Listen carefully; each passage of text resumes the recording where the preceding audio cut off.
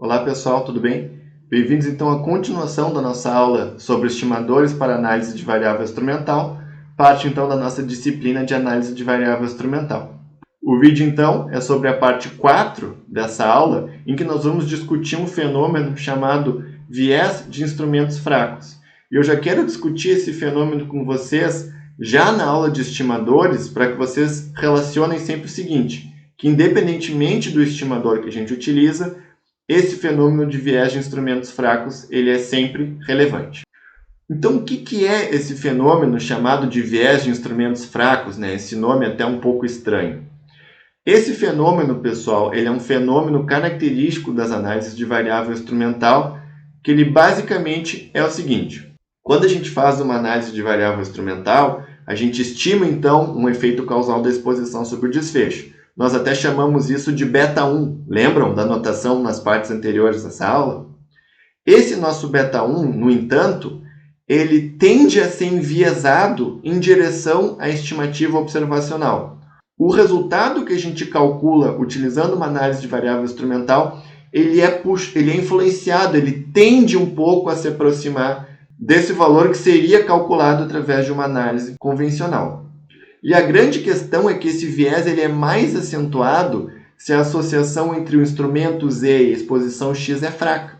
E, consequentemente, então, minimizado quando a gente utiliza instrumentos fortes ou aumentando o tamanho de amostra. Vocês devem lembrar que em vídeos anteriores eu mencionei rapidamente que a associação entre Z e X deve existir e, de preferência, ser forte. Lembram?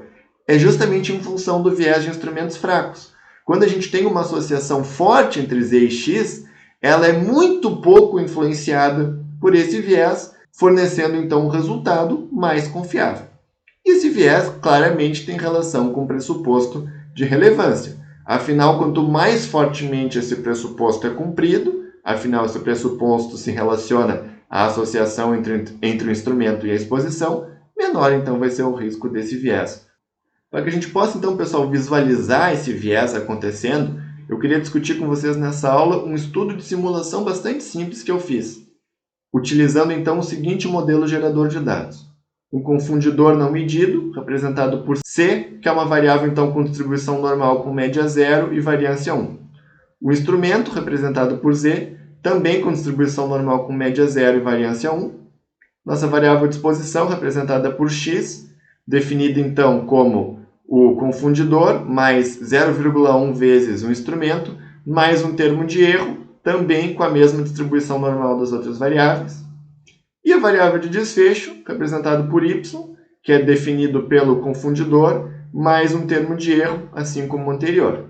E a gente pode, então, pessoal, ilustrar esse conjunto aqui de equações, ou seja, esse modelo gerador de dados, através desse diagrama de caminhos aqui abaixo, em que nós temos o efeito do instrumento sobre a exposição de 0,1, ou seja, cada aumento de uma unidade no instrumento causa um aumento de 0,1 unidade na exposição, e o efeito causal de 1 do confundidor sobre a exposição e do confundidor sobre o desfecho. E notem que não tem nenhum efeito causal aqui da exposição sobre o desfecho, o que corresponde aqui ao fato de que x não aparece no lado direito aqui da equação de y. Simplificando, então, pessoal, as principais características desse nosso estudo de simulação são que não há efeito causal de x sobre y. Então, qualquer associação entre x e y que não forneça zero está enviesada como uma estimativa do efeito causal de x sobre y. Mas a associação entre x e y, nesse modelo gerador de dados, a associação sem ajustar para a variável c, né, que a gente está presumindo que não foi medida, ela vai ser de 0,5.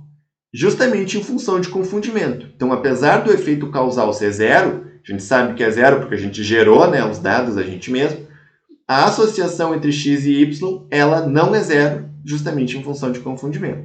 E o que a gente vai fazer então? A gente vai simular esses dados várias vezes com diferentes tamanhos amostrais, variando de 50, com tamanho amostral menor, então, até 3.000, com tamanho amostral maior. Quanto mais, então, a gente aumentar esse tamanho amostral, mais forte vai ser a associação entre Z e X, porque mais poder, né, a gente vai ter para detectar essa associação.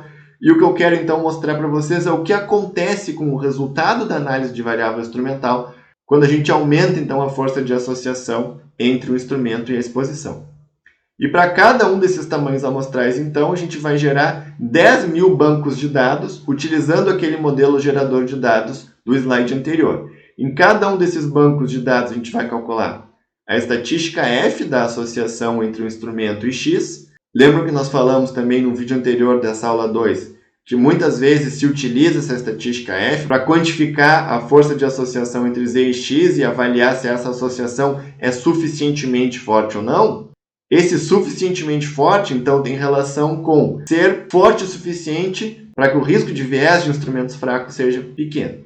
Vamos quantificar também o efeito causal de x sobre y, usando, então, regressão por mínimos quadrados em 2 estágios, e a cobertura do intervalo de confiança dessa estimativa.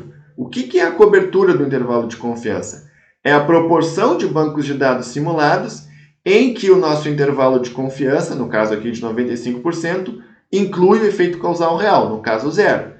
Então, a gente esperaria que incluísse pelo menos 95% das vezes. Vamos ver se é algo que a gente vai observar ou não nos nossos resultados. E aqui, então, pessoal, o primeiro resultado do estudo de simulação. A média da estatística F da associação entre o instrumento e a exposição para cada tamanho amostral.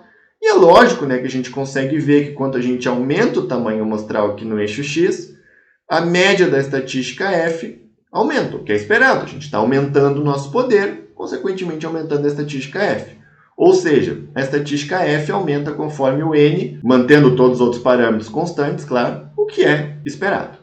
Agora, pessoal, a média das estimativas de efeito causal calculadas a partir de análise de variável instrumental para cada um desses tamanhos amostrais. Olhem o que acontece, pessoal. Quando o nosso tamanho amostral é pequeno, na situação, então, em que a estatística F é pequena, a nossa estimativa de efeito causal está próxima aqui de 0,4. Lembram que a associação entre x e y era 0,5 e o efeito causal era 0? Por que está acontecendo isso aqui? Justamente em função de viés de instrumentos fracos. Nessa situação aqui, com tamanho amostral de 50, a estatística F é tão pequena que o viés de instrumentos fracos puxa o nosso resultado lá para quase 0,4, bem próximo da associação entre x e y. E a partir do momento, então, que a gente vai aumentando o nosso tamanho amostral e, consequentemente, a nossa estatística F, a gente vai se distanciando da estimativa enviesada de 0,5 e se aproximando da estimativa real, que é 0, até que a gente basicamente converge, né, para esse valor de 0. Então, a gente consegue ver aqui que a estimativa do efeito causal, calculada com base numa análise de variável instrumental, foi enviesada em amostras pequenas, porque nessa situação a associação estatística entre Z e X é a mais fraca. Porém, pessoal, se a gente for olhar para a cobertura dos intervalos de confiança, o que acontece? Aqui a linha tracejada representa a cobertura de 95%, que seria o mínimo que a gente esperaria observar para um intervalo de confiança de 95%. E o que a gente observa? Que, independentemente do tamanho amostral, em geral, o intervalo de confiança tem essa cobertura de pelo menos 95%. Ou seja, na situação em que a gente tem um alto risco de viés de instrumentos fracos, em geral, nossa estimativa de ponto vai estar enviesada em direção à associação entre x e y, mas o nosso intervalo de confiança vai ser amplo o suficiente para incluir, na maioria das vezes, o valor real.